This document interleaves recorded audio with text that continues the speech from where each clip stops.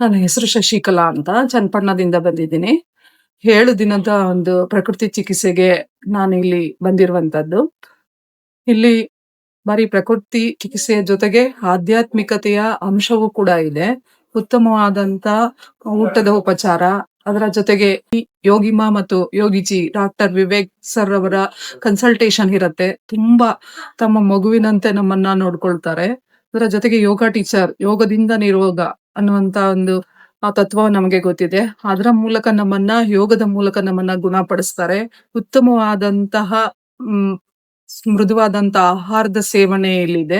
ಯಾಕ್ ಬರ್ಬೇಕ್ ನಾವಿಲ್ಲಿಗೆ ಅಂತಂತಂದ್ರೆ, ವರ್ಷಕ್ಕೊಮ್ಮೆ ಆದ್ರೂ ಕೂಡ ಈ ಪ್ರಕೃತಿ ಚಿಕಿತ್ಸೆಯ ಮೂಲಕ ನಮ್ಮ ಈ ಗಡಿಬಿಡಿ ಜೀವನದಲ್ಲಿ ಆರೋಗ್ಯವನ್ನ ಉತ್ತಮಗೊಳಿಸ್ಕೋಬೇಕು ಅಂತ. ನಂಗೆ ಉತ್ತಮವಾದಂತ ಎಕ್ಸ್‌ಪೀರಿಯನ್ಸ್ ಆಗಿದೆ. ನಂಗೆ ಪೂರ್ತಿ ಕುತ್ಕೊಳ್ಳೋಕ್ ಆಗ್ತಾ ಇರ್ಲಿಲ್ಲ. ಬೆನ್ನು ತುಂಬಾ ನೋವಿತ್ತು.